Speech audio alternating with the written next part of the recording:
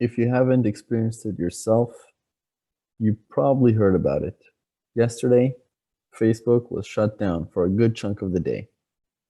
Now, what I'm going to be talking about here today, very briefly, is just about what that means in terms of using Facebook ads going forward. Obviously, Facebook has gotten a lot of negative press from this, stock price gone down, but I'm not here to talk about ethics or finance. I'm going to be talking about what does it mean for us going forward. So, there's a sentence from Warren Buffett that I usually like to go by, is that when others are fearful, be greedy. When others are greedy, be fearful. Again, this isn't a lesson on ethics. It's a lesson on being profitable.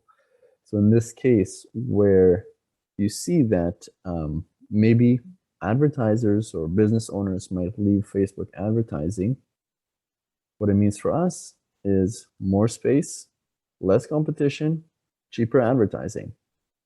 Now you might say, like, okay, but Facebook is losing popularity. Sure, Facebook might lose a few people, but they still have over 1 billion people on Instagram, over 2.85 billion people, monthly users on Facebook. So if a few leave, it won't make much of a dent for us to be still profitable and for us to, capture our market. And Facebook's too huge right now to really fail so quickly. 98% of Facebook's advertising, 98% of Facebook's revenue comes from its advertising.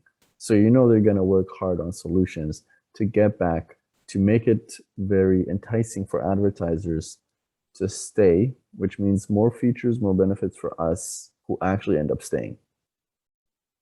So am I worried? No. What the long term might show, we don't know, but I'm focused on making money right now. Are you? If you have any questions, let me know.